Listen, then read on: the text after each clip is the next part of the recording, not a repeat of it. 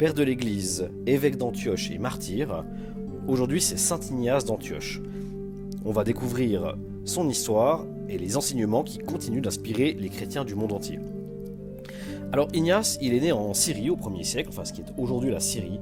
Il a été baptisé très jeune et est devenu un disciple de saint Jean l'Évangéliste. Plus tard, il va être nommé évêque d'Antioche, l'une des plus grandes villes de l'Empire romain donc de l'époque. Ignace, c'est un leader charismatique, un défenseur de la foi chrétienne évidemment, et ce qui lui a valu l'admiration de nombreux fidèles.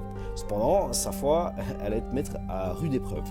C'est en 107 que Ignace est capturé par les Romains et condamné à être jeté au lion dans l'amphithéâtre.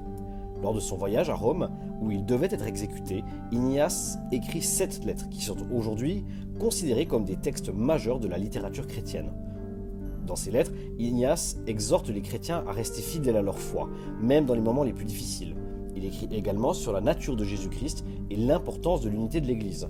Ces enseignements, nous allons les retrouver aussi chez des auteurs comme par exemple saint Irénée de Lyon. Saint Ignace était l'un des défenseurs passionnés de l'unité de l'Église et de l'autorité de l'évêque. Dans sa lettre, il avertit les chrétiens contre les hérésies et les faux enseignements. Il les encourage à écouter les évêques comme successeurs des apôtres.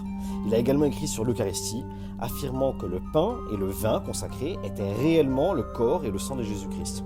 Ces enseignements ont une grande influence sur le développement de la théologie chrétienne actuelle. Saint Ignace, en tant que père de l'Église, même comme l'un des pères des Églises les plus importants de l'histoire, on peut dire, son influence a été significative. On peut voir quelques-uns de ses enseignements les plus importants. Tout d'abord, donc, la défense de l'unité de l'Église. Saint Ignace a insisté sur l'importance de l'unité de l'Église et a appelé à la coopération entre les évêques, les prêtres et les laïcs. Il a également encouragé les chrétiens à se rassembler autour de leurs évêques et à travailler ensemble pour le bien de l'Église. Il a aussi enseigné sur la hiérarchie de l'Église. Il a contribué à développer la hiérarchie en insistant sur le rôle des évêques en tant que successeurs des apôtres. Il établit le modèle de l'Église comme une structure hiérarchique où les évêques ont une autorité spirituelle sur les prêtres et les laïcs. Cette structure, on la retrouve encore aujourd'hui. Le sacrifice de la messe, encore une fois, donc saint Ignace il souligne l'importance de l'Eucharistie et il a été même le premier à utiliser le terme sacrifice pour décrire la messe. Il a enseigné que le corps et le sang du Christ étaient réellement présents dans l'Eucharistie et que la messe était un sacrifice perpétuel offert pour la rémission des péchés. On peut encore s'attarder sur l'importance de la foi et de l'obéissance. Il a exhorté les chrétiens à rester fidèles à la foi et à obéir aux enseignements de l'Église. Il a insisté sur l'importance de la discipline et de la soumission à l'autorité spirituelle, et a averti les chrétiens contre les hérésies et les faux enseignements. Donc dans l'ensemble, saint Ignace a été une figure clé dans le développement de l'Église catholique primitive, et ses enseignements ont une influence durable sur la théologie et puis la pratique de l'Église.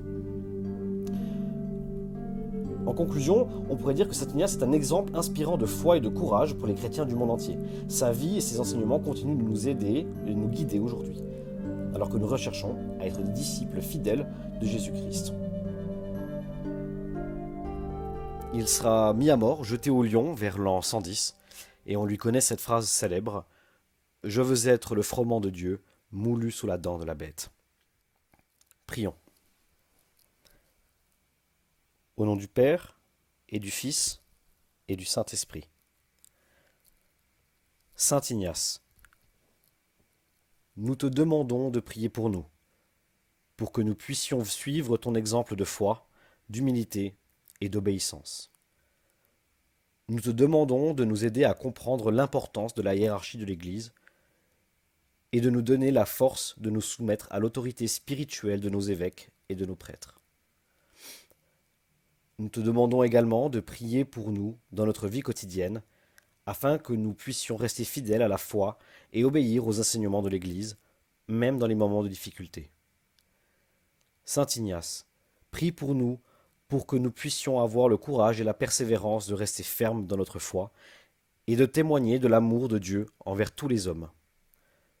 Nous te remercions, Saint Ignace, pour ta vie de service et de témoignage, et pour ton intercession en notre faveur.